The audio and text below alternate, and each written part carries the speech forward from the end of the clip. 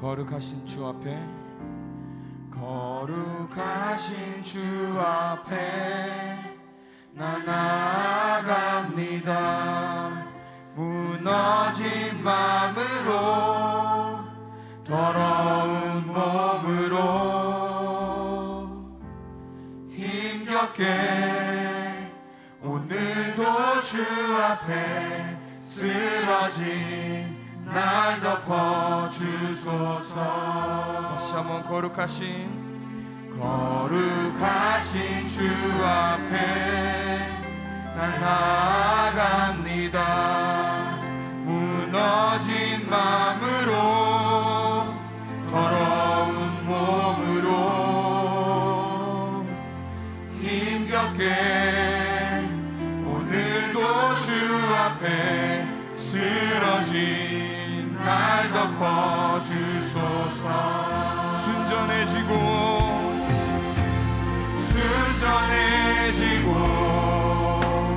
거룩해져서 주님 곁에만 있고 싶어요. 순전해지고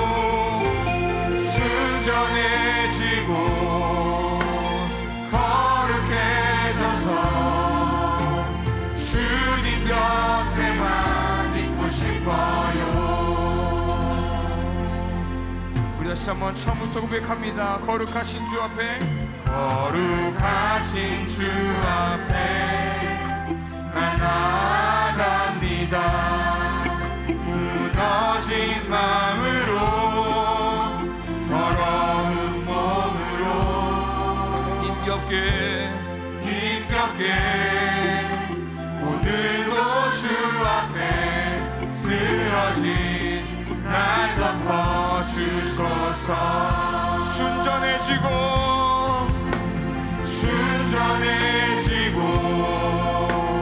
거룩해져서 주님 곁에만 있고 싶어요. 아멘. 순전해지고 거룩해져서 주님 곁에만 있고 싶어요. 다시 한번 순전해지고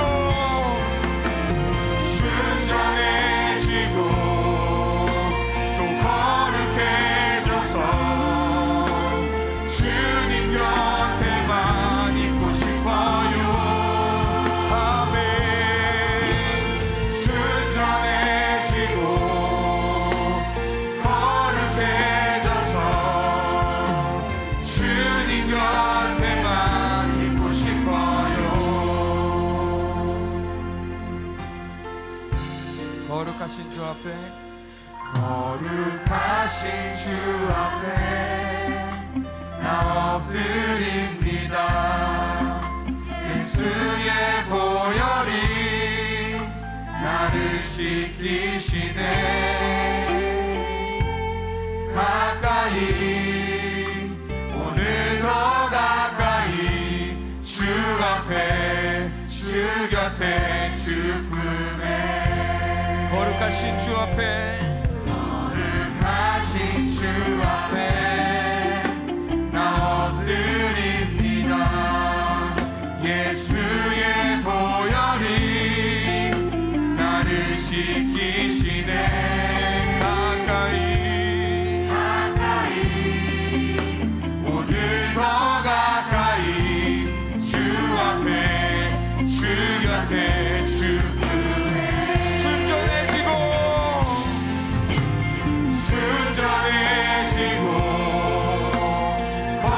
거룩해져서 주님 곁에만 있고 싶어요. 순전해지고 또 거룩해져서 주님 곁에만 있고 싶어요.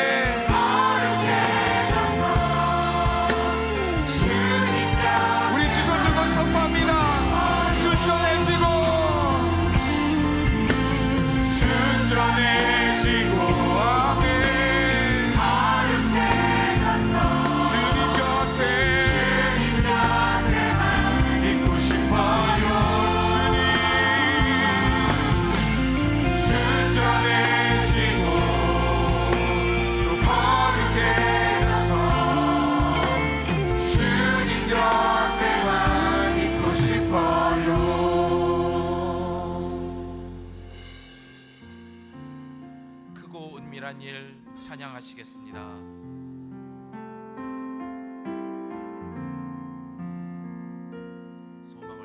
소망을 두라 하나님께 자신의 해답과 계획이 아닌 크신 주의 계획을 믿으며 가네. 크신 주의 계획을 흔들리지 않는 주 능력이 주 마음을 품지 않는 자에게 차고 넘치도록 부어주시리라. 크신 주의 능력을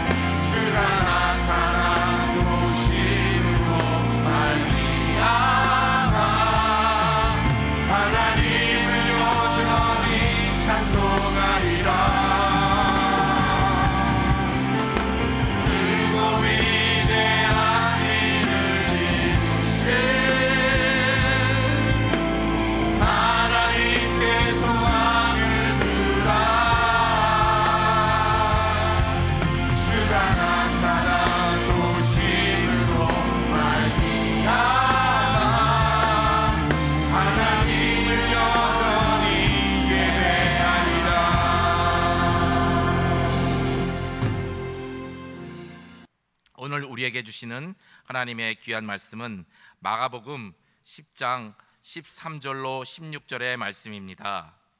사람들이 예수께서 만져주심을 바라고 어린 아이들을 데리고 오매 제자들이 꾸짖거늘 예수께서 보시고 노하시어 이르시되 어린 아이들이 내게 오는 것을 용납하고 금하지 말라. 하나님의 나라가 이런 자의 것이니라. 내가 진실로 너에게 이르노니 누구든지 하나님의 나라를 어린 아이와 같이 받들지 않는 자는 결단코 그곳에 들어가지 못하리라 하시고 그 어린 아이들을 안고 그들 위에 안수하시고 축복하시니라. 아멘. 아멘. 한번 따라해 보시겠습니다. 어린 아이들을 안수하고 축복하신 예수님. 오늘은 교회 원력으로 어린이 주일입니다.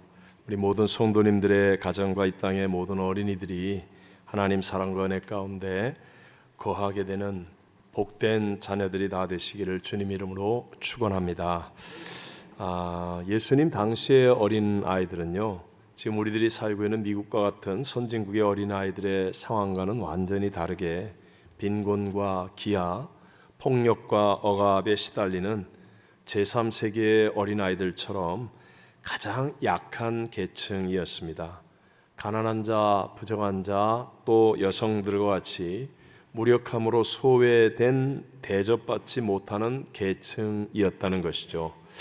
그런 상황에서 어린 아이들을 예수님께 데리고 와서 만져주심을 바라니까 제자들이 꾸짖게 된 것이었습니다.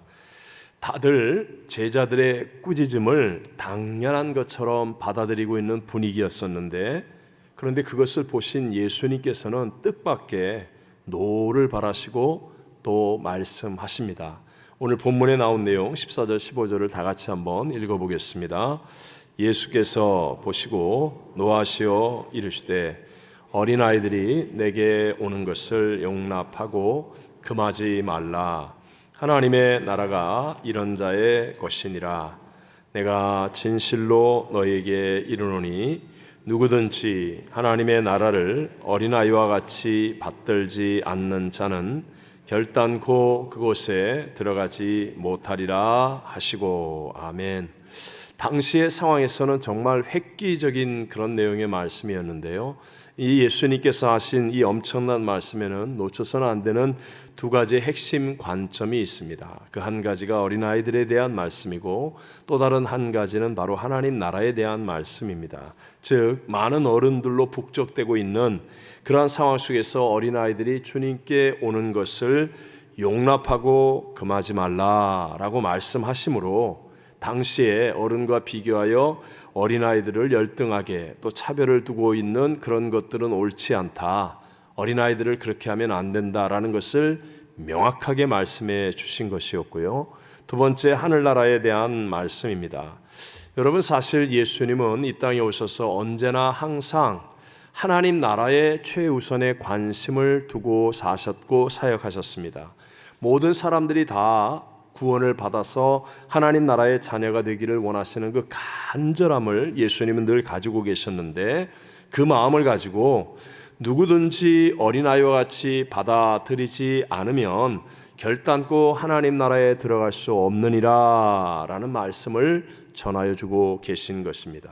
이 두 가지의 관점을 우리의 삶 속에 잘 적용하려면 어린아이들을 포함한 우리 모두가 반드시 예수님께 나와서 그래서 구원을 받는 하나님의 자녀가 되어야 한다는 것이죠.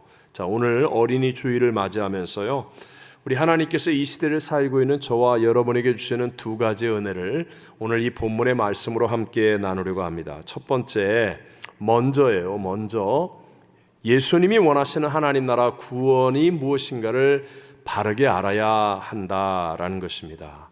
먼저 예수님이 원하시는 무엇을 바르게 알아야 한다고요?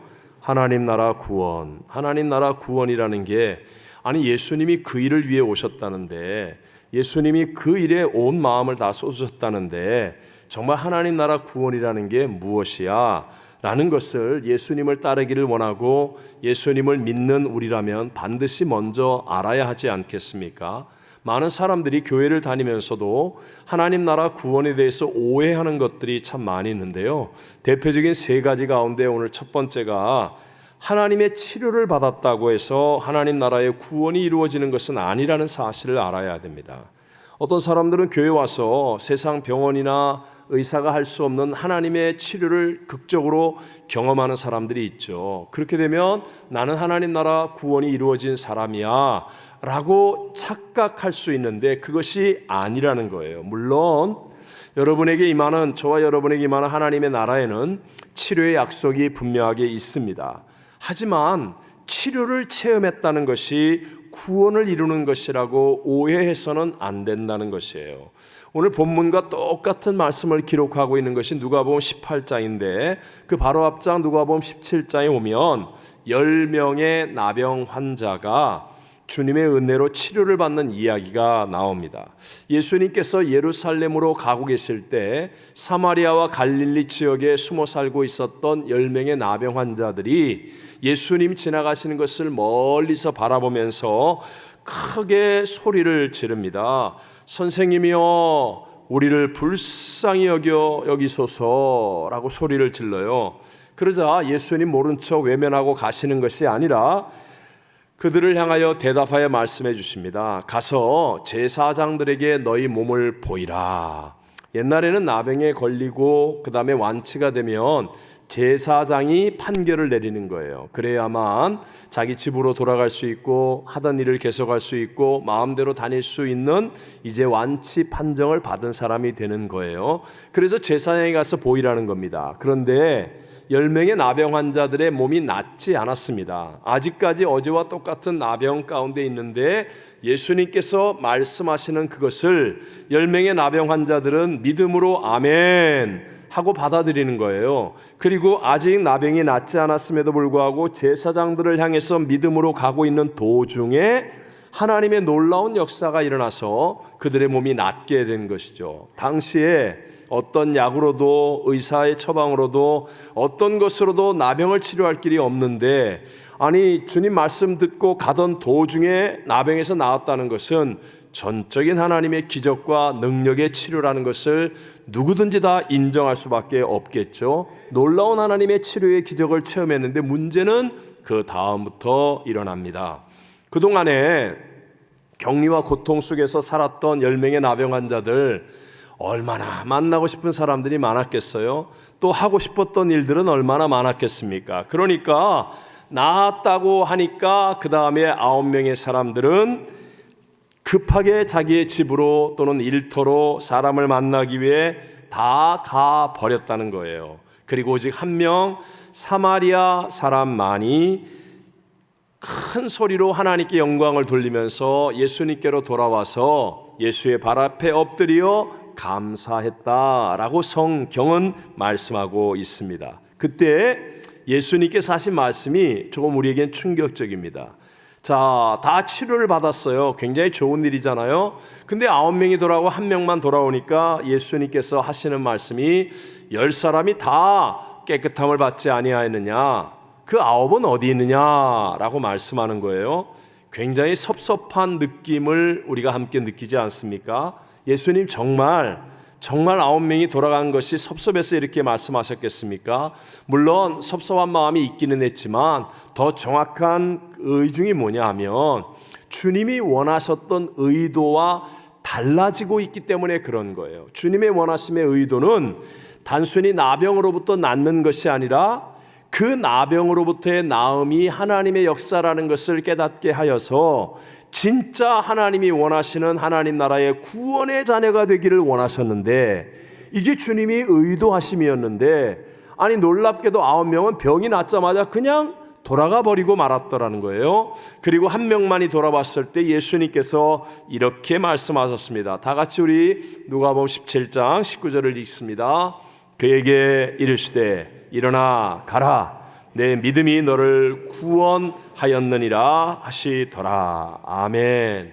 만약에 여러분 나병과 같은 하나님만이 치료할 수 있는 병으로부터 낫는 것이 구원을 이루는 필요 충분 조건이라면 9명이 돌아오지 않은 것에 대해서 주님이 마음 아파하실 일도 없고, 또 굳이 돌아온 1명에게 너는 네 믿음이 너를 구원하였다라고 특별한 말씀을 하실 이유가 없겠죠. 분명하게 병치료 그것이 우리가 하나님 나라의 구원을 이루는 그것과 똑같은 것은 아니라는 사실을 말씀하고 있는 겁니다. 두 번째 오해가 가난으로부터의 구원, 즉 예수를 믿고 물질적으로 가난했던 사람이 부자가 되는 것, 이것이 마치 하나님 나라 구원을 이룬 것이라고 착각해서는 안 된다라는 것입니다.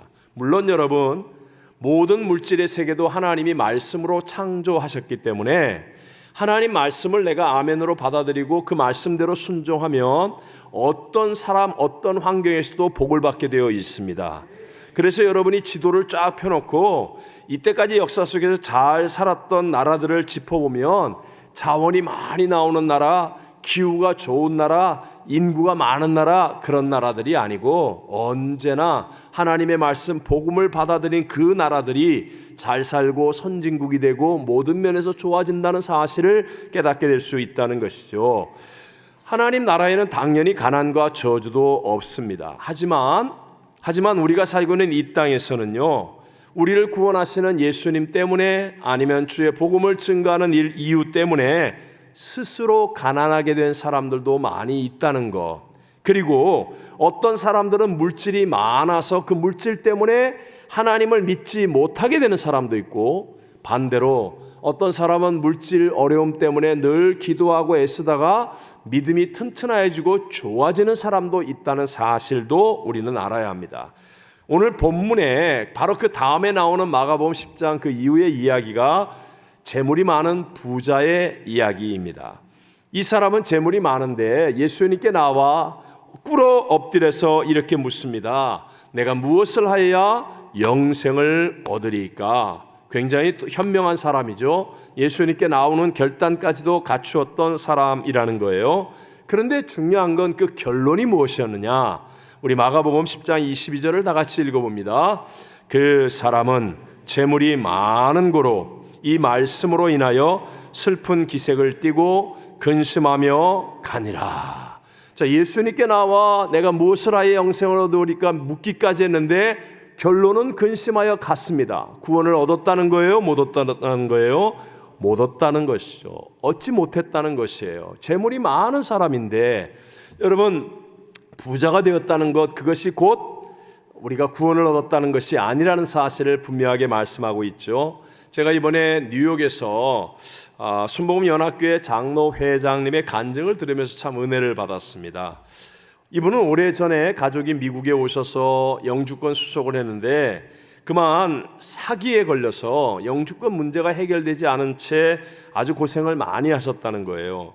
특히 자녀들이 대학을 들어가고 대학원을 다니게 되었는데 영주권이 없으니까 유학생으로 그 모든 것을 감당하려니까 너무 비용이 엄청나서 미국 와서 산 집을 담보로 해서 은행 융자를 받아 참 어렵게 공부를 시킬 수 있었다는 거예요. 그런데도 그 긴 시간 동안에 하나님 앞에 불평하거나 원망하지 않고 자녀들이 보는 앞에서 또는 교회 앞에서도 부끄럽지 않도록 먼저 하나님 앞에 11조 예물을 심고 어떤 때는 제일 많이 심는 사람이 되기도 하고 일이 있을 때마다 신앙 중심의 삶을 사는 사람임을 증거했습니다. 근데 엎친 데 덮친 격으로 이 코로나 팬데믹 때문에 이 장로님과 권사님이 운영하시던 샌드위치 가게, 베이글 가게가 너무너무 어려워져서 이제는 뭐 집을 날리게 되어버린 거예요. 그런데 우연히 자기 집에 늘 오는 단골 손님과 권사님이 아주 따뜻하게 잘 해주신 분이 있는데 그분이 이 장로님 권사님의 자녀가 약학대학을 졸업하고 대학원을 졸업했는데 타주에서 공부했거든요. 그런데 그걸 알고 난 다음에 자기 회사에 와서 일하지 않겠냐고 아주 좋은 조건으로 정말 간절하게 요청을 하는 거예요. 나중에 알고 봤더니 그분이 뉴욕에서 제일 큰 제약회사를 책임지는 유대인이었습니다. 그래서 자기의 자녀가 그 회사에 들어가 취직을 하게 되고 또 뉴욕주의 약사 시험에 합격도 하게 되고 그래서 아버지와 딸이 연결이 되니까 은행 담보로 잡혀서 많은 융자 받았던 그런 것들이 또 재융자로 바뀌어지고 쉽게 말하면 집도 건지게 되고 그래서 놀랍게 경제적으로도 이제 아주 잘 편안하게 번영하게 되었다라는 그런 간증이었어요. 여러분, 중요한 것은 제가 여러분에게 드리고 싶은 얘기는 하나님의 은혜로 집을 지키게 되고 또 물질의 복을 받게 되었다, 그 말보다도 그것보다 더 중요한 것, 그 어려움의 긴 과정 속에서도 이 장로님은 단 한 번도 11조나 하나님 앞에 예물을 드리거나 교회 봉사를 하는데 포기해 본 적이 없다는 거예요. 그리고 정말 믿음을 잘 지킴으로 교회와 성도들에게 본이 되었다는 것 뿐만 아니라 그 자녀들이 아버지와 어머니의 그 믿음을 보고 하나님 나라의 구원에 이르는 견고한 믿음의 자녀들로 자라나게 되었다는 이것이 진짜 중요한 축복이라는 것입니다.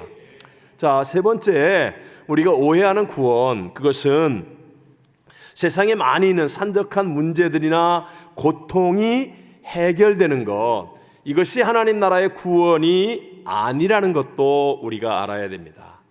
여러분, 세상의 문제들은 세상의 임금들이 해결해야 될 구원의 세계입니다. 근데 예수님은요, 세상의 임금이 되려고 하지 않으셨던 분이었어요. 우리가 잘 아는 성경에서 가장 유명한 예수님의 오병이의 기적, 수만 명의 사람들이 예수님의 그 어마어마한 기적을 실제로 보고 자기가 체험하는 사람이 되었습니다. 그러니까 그 군중들이 흥분하고 감격하여서 인생의 가장 중요한 먹을 문제를 이렇게 놀라운 기적으로 해결하시는 예수님을 임금으로 삼고자 했습니다. 그때 주님이 어떻게 해야 하십니까? 한마디로 얘기하면 예수님이 도망쳐 버리셨습니다. 요한복음 6장 15절을 같이 읽어볼까요?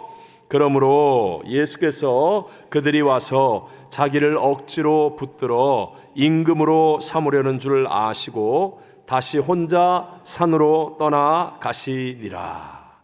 사람들은요, 자기에게 있었던 어떤 문제, 어려움, 고통 이런 것들이 해결되는 것을 구원으로만 생각하기가 쉬워요. 그래서 예수님을 우리가 해결하지 못하는 인생의 문제를 해결하시는 이분을 우리의 임금으로 삼자라고 했지만, 예수님은 그런 문제 해결, 고난의 해결이 하나님이 원하는 하나님 나라의 구원이 아니라는 것을 알려주시기 위해서 일부러 피하셨다는 거예요. 예수님은 늘 배고픈 사람들, 문제 있는 사람들과 함께 하셨습니다. 하지만 그런 문제를 해결해 주는 구원을 위해 이 땅에 오신 분이 아니라는 것을 알리기를 원하셨습니다.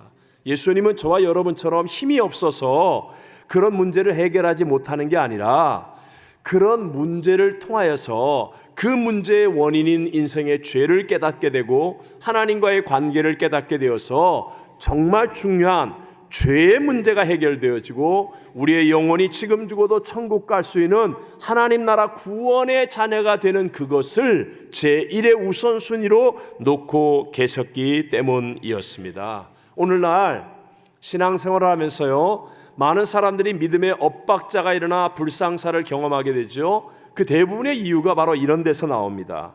분명히 그분은요, 교회 와서 열심히 기도해서 병이 낫기도 했고요, 그리고 가난과 저주가 떠나고 물질의 복을 받기도 했고요, 그리고 문제가 해결되는 하나님의 놀라운 응답도 체험하기도 했습니다. 물론 그것 좋은 일이에요. 그렇게 하셔야 됩니다. 하지만 그것이 하나님이 원하시는 구원의 끝이 아니며 구원의 우선순위가 아니라는 것을 분명하게 알아야 한다는 것입니다.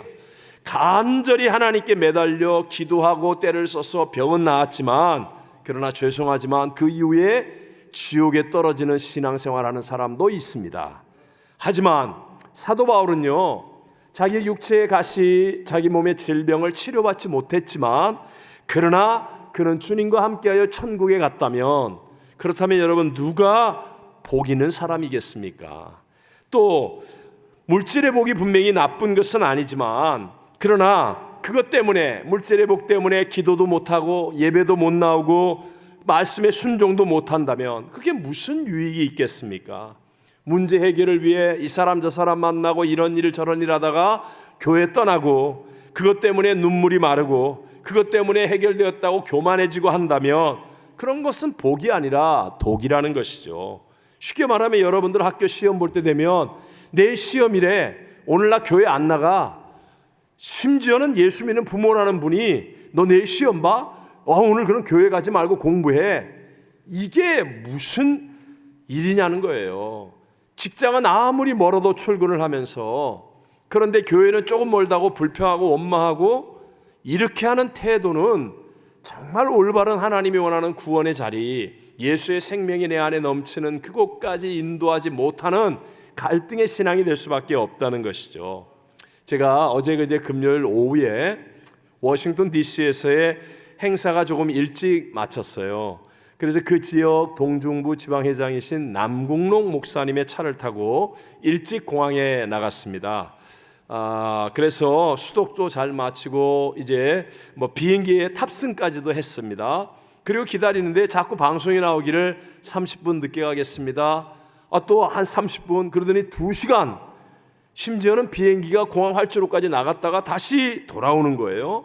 그리고 나서는 또 방송이 나오기를 이제 비행기 이게 고장을 수리하려고 하는데 안 되니까 비행기를 대체하겠습니다. 다른 비행기로 하겠습니다. 그래서 나가서 기다리라는 거예요.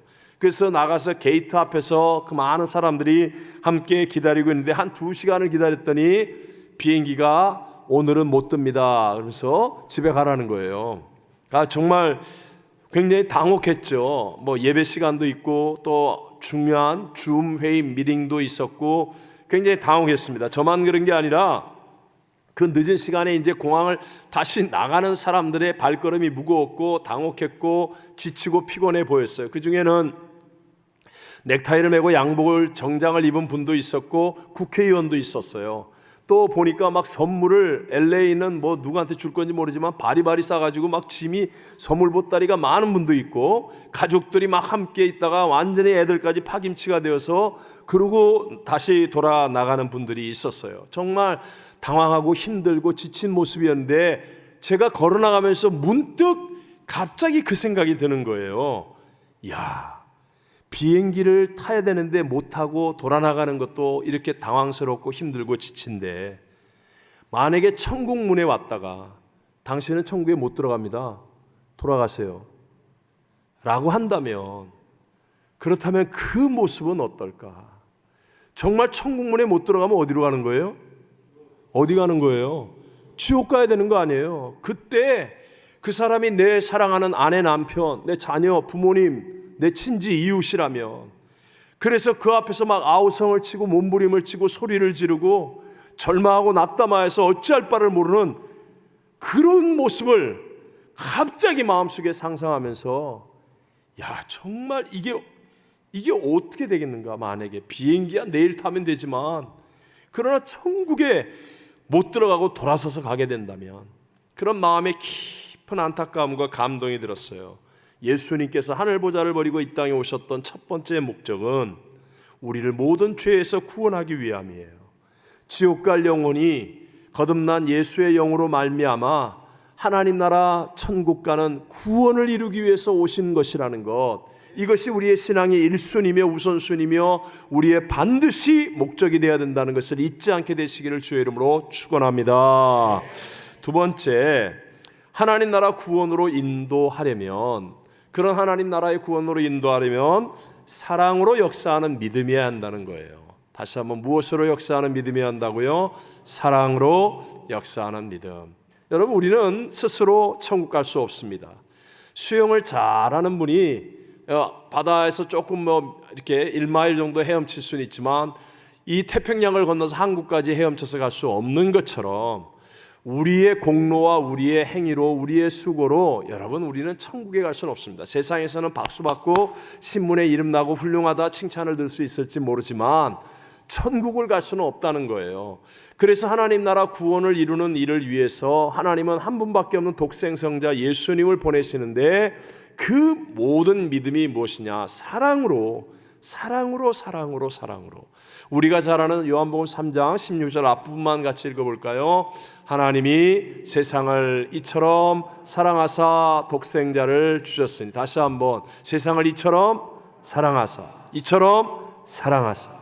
사랑으로 하나님은 독생성자 예수님을 보내셨고, 그분이 죄도 없이 흠도 없이 우리의 죄값 사망을 십자가에서 대신하여 담당하시고 다 이루었다. 그리고 죽으시고, 그것을 우리가 믿음으로 받아들일 때 내가 예수님과 함께 십자가에 내 옛사람이 죽었습니다. 그리고 사망권세 이기고 부활하신 예수의 영을 내 영과 연합하여서, 그래서 내가 거듭나 내 육체는 죽어서 흙이 될지라도 우리의 영은 지금 죽어도 천국 가는 하나님 나라 구원의 자녀가 될 수 있게 해주시는 거예요. 하나님이신 예수님, 창조주이신 예수님이 여러분 고깃덩어리 같은 육체를 입고 이 땅에 오셔서 십자가에서 그 어마어마한 고난을 대신 짊어지시고 죽으신 것도 바로 우리를 사랑하시기 때문이었다라고 성경은 말하는 겁니다. 로마서 5장 8절을 같이 한번 읽어봅니다. 우리가 아직 죄인 되었을 때에 그리스도께서 우리를 위하여 죽으심으로 우리에 대한 자기의 사랑을 확증하셨느니라. 아멘. 그래서 여러분, 오늘 성찬을 대할 때 무엇을 먼저 생각해야 됩니까? 하나님이신 예수님이 육체를 입고 오셔서 날 대신하여 몸 찢고 피 흘려 십자가에 죽으신 그것을 기념하는 성찬을 대하면서 하나님의 사랑을 먼저 생각하는 거예요. 나 같은 자를 얼마나 하나님이 사랑하셨으면, 여러분, 누군가 사랑하는 사람이 와서 무릎을 딱 꿇고 조그만 반지를 딱 줍니다. 그러면 막 입이 찢어지잖아요. 네? 사랑한다는 표시 아닙니까? 물론 유부남 유부녀 말고 처녀 총각이요. 사랑한다는 표시 아닙니까? 그 작은 것을 바라보며 사랑한다는 그것 때문에 마음이 설레고 기쁘고 감격스럽고 눈물이 나는 거 아니에요? 여러분, 예수님의 이 성찬을 통하여 하나님의 사랑을 생각해야 돼요. 하나님의 측량할 수 없는 사랑이 오늘 이 성찬을 대할 때 우리 모든 성도들에게 임하게 되시기를 바랍니다. 오늘 본문에서도 소외받고 천대받는 어린아이들을 굳이 안으시고 그를 안수하여 축복하신 이유가 무엇입니까? 사랑하시기 때문에, 사랑을 증거하기 위해서, 그리고 하나님 나라의 구원에 대해서 말씀하시는 것입니다. 미국 역사상 가장 빨리 가장 많이 팔린 책이 영혼을 위한 닭고기 수프라는 책입니다. 이 책 안에 나온 실제 있었던 실화입니다. 실화. 어느 사회학과 교수가 자기 학교에 온 학생들에게 볼티모어의 유명한 빈민가를 방문해서 그곳에 지금 현재 살고 있는 청소년 200명의 생활 환경을 조사하게 했습니다. 볼티모어는 옛날에 제일 큰 철강 회사가 있고 막 이랬던 곳인데 지금 완전히 그 사업이 망해서 미국에서도 아주 유명한 이 슬럼과 빈민촌이 있는 도시 중에 하나예요. 지금은 많이 좋아졌지만 제가 옛날에 한번 가본 적이 있는데 정말 살벌해요. 근데 어쨌든 그때니까 가장 그 심각한 빈민가 안에 있는 청소년. 근데 한 명 한 명을 이제 학생들이 만나서 각자 한 사람씩 평가서를 썼는데 놀랍게도 평가서의 내용이 다 동일하더라는 거예요. 동일하더라는 거. 그 내용이 뭐냐? 이 아이에겐 전혀 미래가 없습니다. 아무런 기회도 주어지지 않기 때문입니다. 이게 그 200명을 조사한 그 학생들이 쓴 내용이었어요. 근데 그로부터 25년이 지났습니다. 또 다른 사회학과 교수가 우연히 25년 전에 이런 조사를 했다는 사실을 알게 되었습니다. 그래서 이번에 자기들이 가르치는 학생들에게 그 200명 25년 전에 조사했던 빈민가 학생들이 25년이 지난 현재에 어떤 삶을 살고 있는지를 추적 조사하라는 과제를 주었습니다. 학생들이 이제 조사를 하는 거예요. 근데 그 결과에 놀라운 사실이 밝혀졌어요. 200명 그때 25년 전에 조사했던 사람 가운데 죽었거나 아니면 타 주로 이사한 사람이 20명, 그러니까 180명을 조사할 수 있는 거예요. 근데 그 180명 가운데 176명이 다 성공적인 인생을 살아가고 있더라는 겁니다. 그것도 그들의 직업도 변호사, 의사, 사업가 등 아주 상류층이 많더라는 거예요. 빈민가의 학생이 그렇게 된다는 거 상상하기 어려운데, 그러니까 교수가 놀라가지고 이제 더 깊은 조사를 진행하는 거예요. 이제는 학생들에게 한 사람씩 찾아가서 면담을 하도록 시켰습니다. 그래서 학생들이 이제 25년 전 조사를 받던 학생, 그 사람이 25년 지난 다음에 어디에 살고 있는지를 다 이렇게 해서 연락을 해서 직접 면담을 하는 겁니다. 당신이 그 빈민가에서 오늘 이처럼 성공할 수 있었던 가장 큰 이유가 무엇입니까? 라고 질문을 했는데 놀랍게도 176명의 대답이 한결같이 같았습니다. 그 대답은 여선생님이 한 분 계셨습니다 라는 대답이었습니다. 그 여선생님이 아직도 생존해 계시다는 사실을 알고 직접 찾아가서 물었습니다. 도대체 어떤 기적적인 교육 방법으로 빈민가의 청소년들을 이처럼 성공적인 인생으로 이끌었습니까? 그분은 나이가 많이 들었지만 아직도 빛나는 눈을 간직한 그러한 여교사였는데, 할머니죠. 그런데 얼굴에 미소를 머금고 이렇게 대답했습니다. 그것은 정말 간단한 일이었지요. 난 그 아이들을 정말 사랑했습니다. 이 대답이 전부였어요. 사랑으로 역사하는 믿음이 하나님 나라 구원으로 인도하는다는 사실을 믿게 되시기를 바랍니다.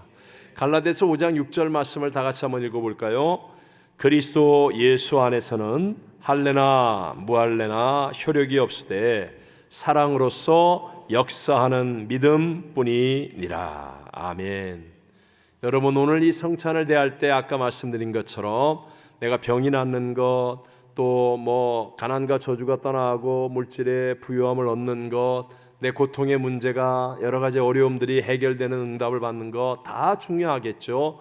필요한 일이고 또 일어날 것입니다. 하지만 그것보다 더 우선순위, 그것보다 더 크고 중요한 일은 바로 하나님이 나를 얼마나 사랑하셨는가, 하나님이 지금도 나를 얼마나 사랑하고 계신가, 여러분 그 사랑을 확인하는 거예요.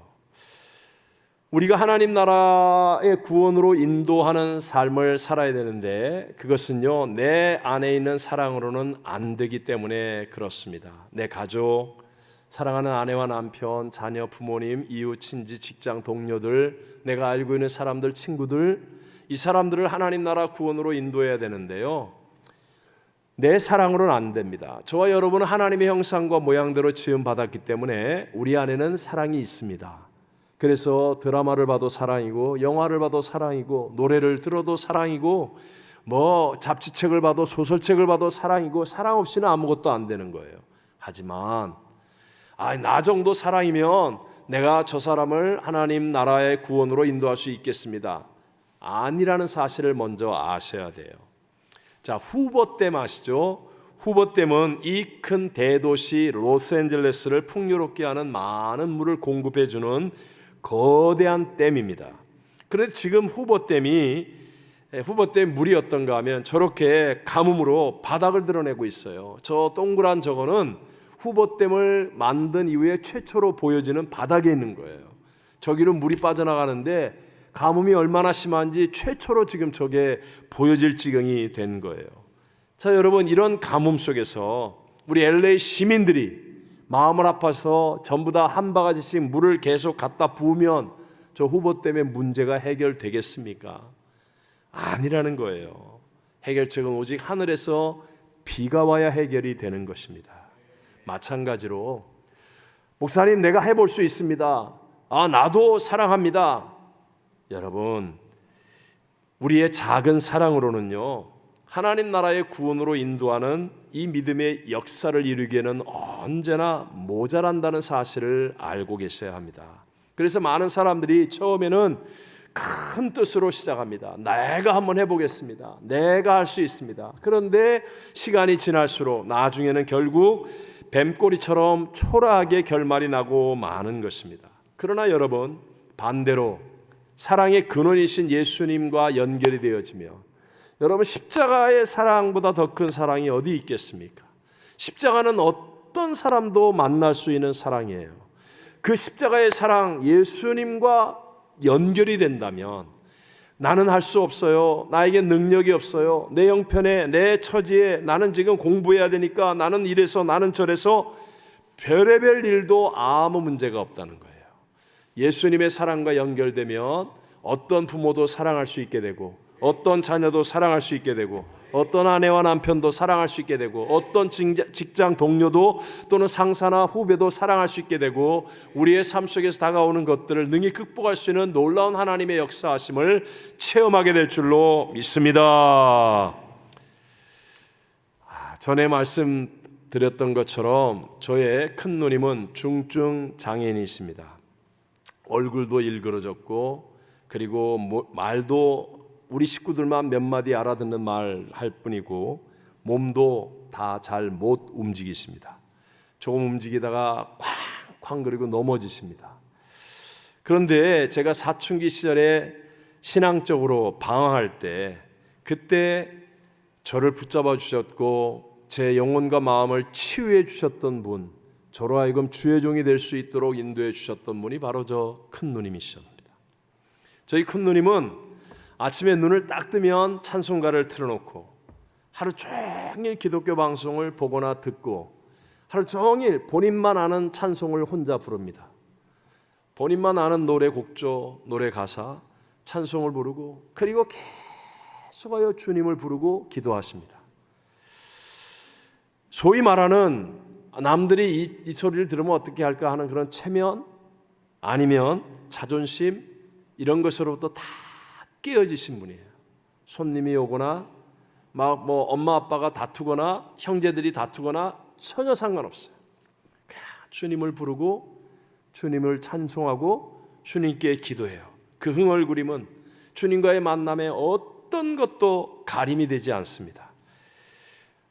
그런 큰 누님인데 사실 몸 상태는 최악의 상태고 또 어려운 조건인데도 불구하고 늘 평화가 넘쳐나요. 그리고 늘 마음속에 기쁨이 가득해요. 우리 집에서 항상 웃는 분, 그리고 우리를 위로해주고 그냥 사랑이 넘쳐나는 그것을 이렇게 옆에서 느끼는 거예요. 아무리 분노하고 답답한 일이 있어도 큰 누님을 쳐다보면 그 눈빛 속에서 예수님의 평화가 느껴집니다. 그 펴지지도 않는 불편한 손, 그래서 이게 만지는 건지 어떤 때는 만지려고 왔다가 때릴 수도 있고요, 막 거칠어요. 그런데도 그 나를 쓰다듬는 그 큰 누님의 손끝에서 정말 언제나 예수님의 이 사랑을 느끼게 됩니다. 우리 식구들만 알아들을 수 있는 그 어눌한 몇 마디의 위로의 말 속에서 하늘의 소리를 듣는 것 같은 감동을 느낍니다.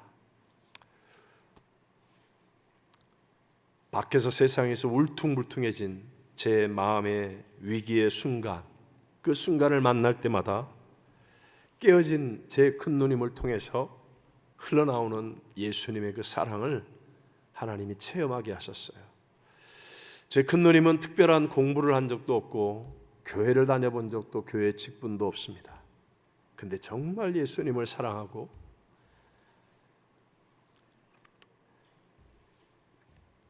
예수님이 함께하는 분이십니다.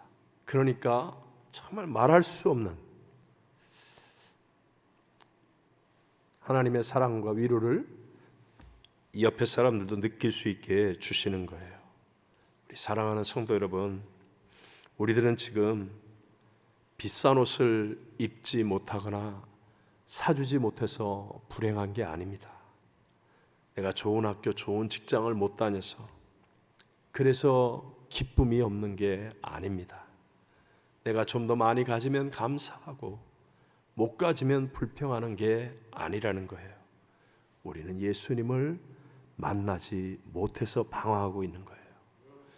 예수님을 만나지 못하기 때문에 자꾸 좋은 학교가, 좋은 직장이, 많이 가진 것이, 그것이 마치 내 인생의 문제를 해결할 것처럼 착각하면서 날아가 버릴 엉뚱한 파랑새를 쫓아 헛된 인생을 살아갈 수밖에 없는 거예요.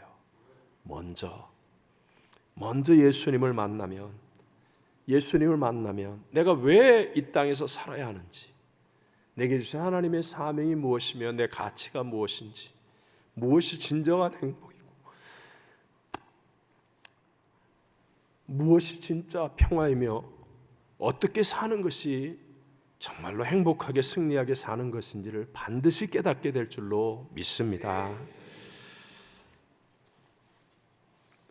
우리 마지막으로 본문 16절 말씀을 같이 한번 읽어 보겠습니다. 그 어린아이들을 안고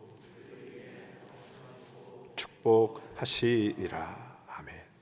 예수님은요, 당시에 가장 약한 자들, 소외된 자들인 그 어린아이들을 안고 안수하시고 주변의 눈길이나 비난에도 아랑곳하지 않고 그들을 축복하셨습니다. 어제나 오늘의 영원토록 동일하신 예수님, 그 예수님은 오늘 성찬을 통하여서 우리 모두에게 찾아오십니다.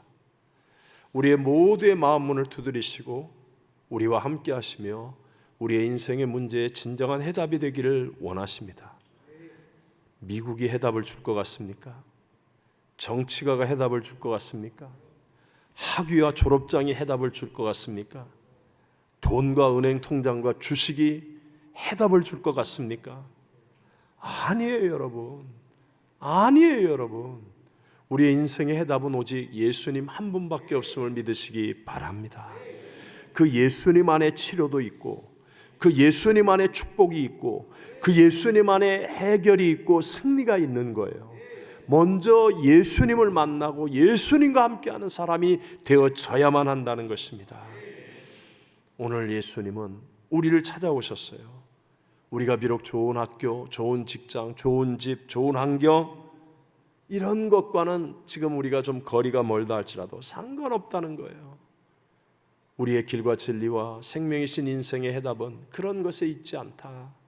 예수, 우주와 만물을 창조하시고 다스리시고 심판하실 예수 안에 해답이 있다는 것을 믿으라는 것입니다. 오늘도 여러분이 성찬을 통하여 우리 모두 예수님을 만나고 예수님과 함께하는 축복을 누리는 성도들이 다 되시기를 주님 이름으로 축원합니다.